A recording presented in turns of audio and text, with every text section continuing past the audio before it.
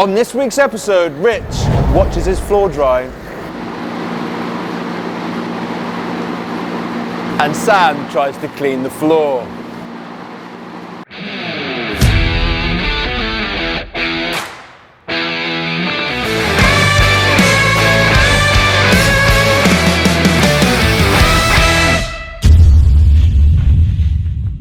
How's it going, my Studio Life land lovers, and welcome to another episode of Absolute Mayhem.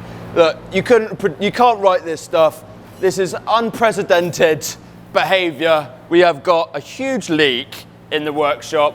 One of the pipes in the toilet had burst overnight and the whole place is flooded, but there is a silver lining. Everything was on pallets, so nothing was ruined. So actually, I'm saying this as a bit of a positive because this place was incredibly dusty, and I just spent the whole morning brushing the water out of the workshop, and the amount of sludge and dust and nasties that have gone with it, kind of thankful for. So, blessing in disguise, I think. So just been spending all of the morning brushing out puddles of water and just getting the worst of it outside, putting the fan on, and just trying to dry out the majority of the water anyway.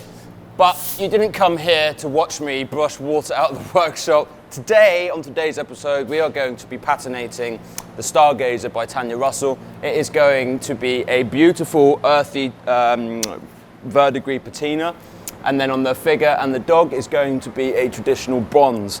And the juxtaposition between the two colours actually brings they complement one another. And I think, rather talking about it, let's get stuck in. So to start off with, we're going to be using a dioxide, much like we used on the deer in the last video, but this is a black dioxide. This is going to act as a great base to put the verdigris on top.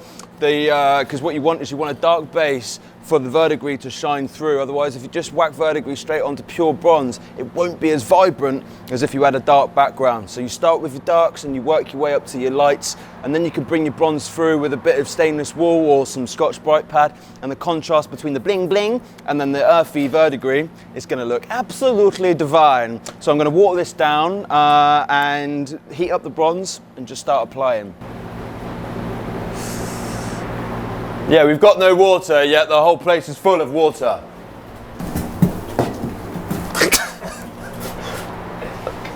See if this fills up. Isn't it ironic? No, that ain't gonna work. I'm gonna have to... Honestly guys, I'm more professional than this normally, but desperate times mean desperate measures. If that comes on, I can't remember whether or not that's on or off. It's like gold dust, mate. Everything that you take for granted, as soon as you don't have it, it's worth a lot, isn't it? Now, okay, we're gonna heat up the bronze, put the burner on, we're gonna heat up the bronze. We're gonna get this bronze nice and warm, and then what we'll do is do a little dance, get down tonight, and then once it's heated, I'm gonna start applying the black dioxide, and it's just gonna etch into the surface and give us a lovely dark background. So let's make some fire and let's make some noise.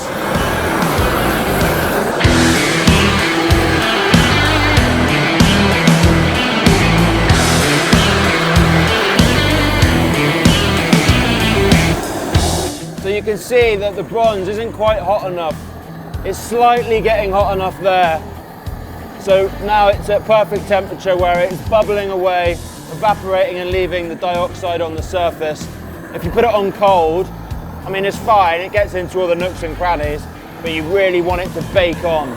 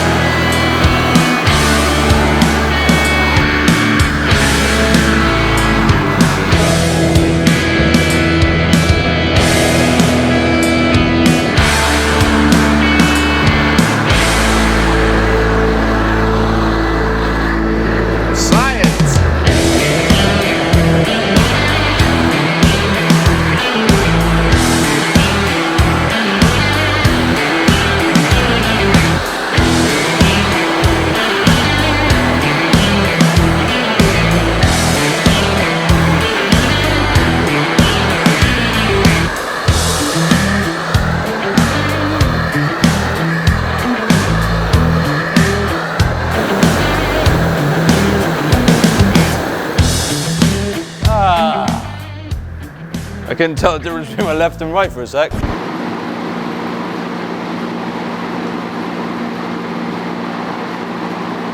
5 hours later.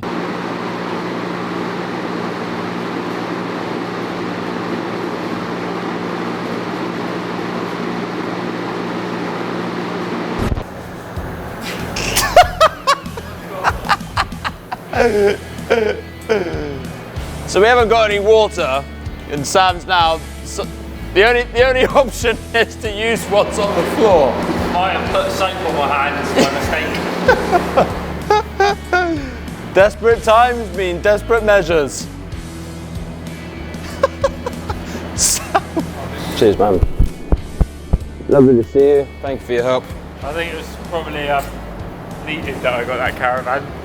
Can you imagine 3 weeks of me on your sofa? Oh God, can't think of anything worse. So Sam's leaving us for another job. He's off up the M5 to Bristol.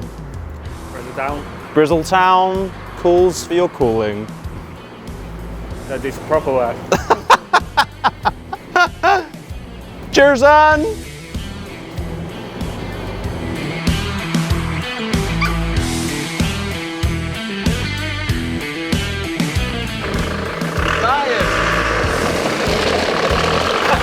See you later. So gang, now we've applied the first layer of the patina. We've gone for a dark base. And now what I'm going to do is I'm going to go over it with a bit of verdigris.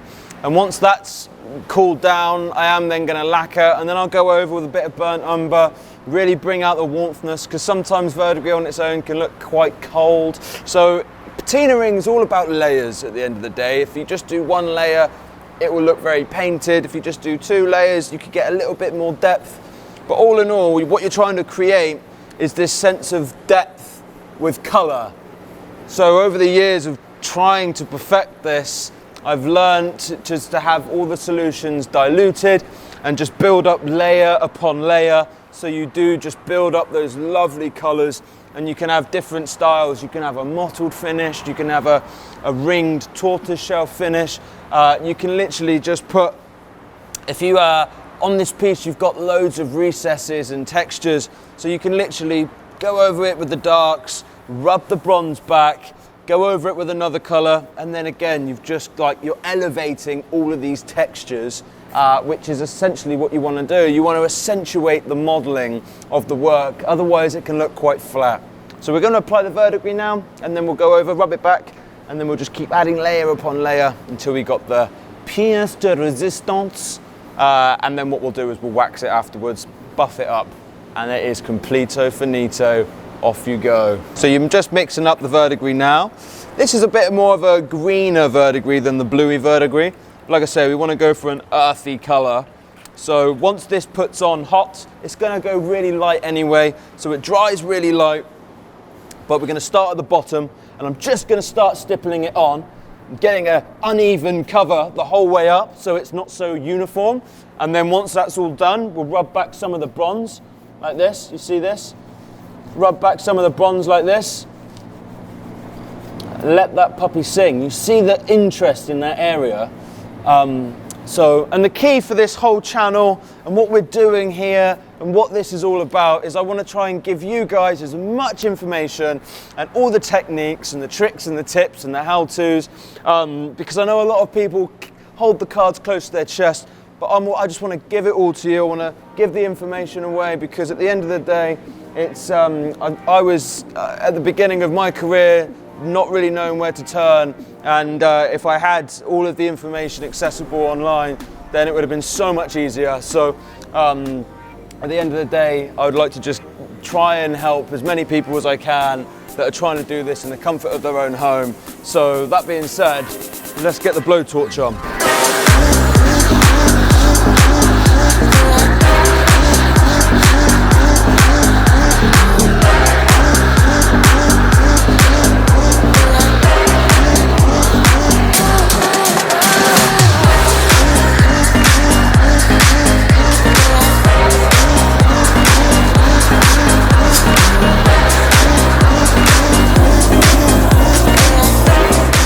you can see as the piece is getting hotter and hotter, the hotter the solution gets and how loaded your brush is and how diluted the solution is, you can really create some lovely patterns and some really, really nice sort of finishes. So again, you can either stipple the whole piece so you get this lovely mottled effect, or if you get it slightly warmer, you can get these lovely sort of ringed finishes. But this will only really work if your solution is like diluted, and then yeah, you want to just create that variety rather than it looking the same the whole thing all the way over. So you just want to sort of create a little bit more interest.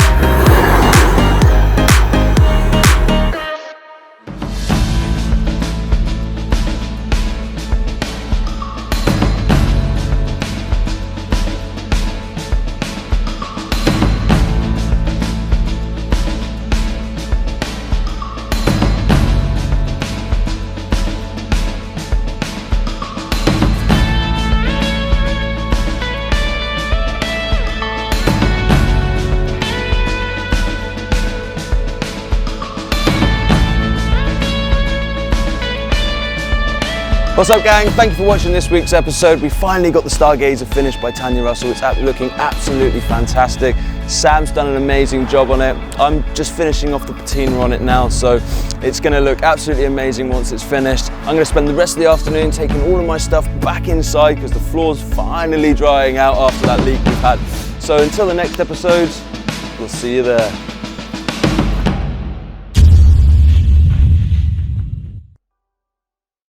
But on that note, oh no, let's just leave that bit out.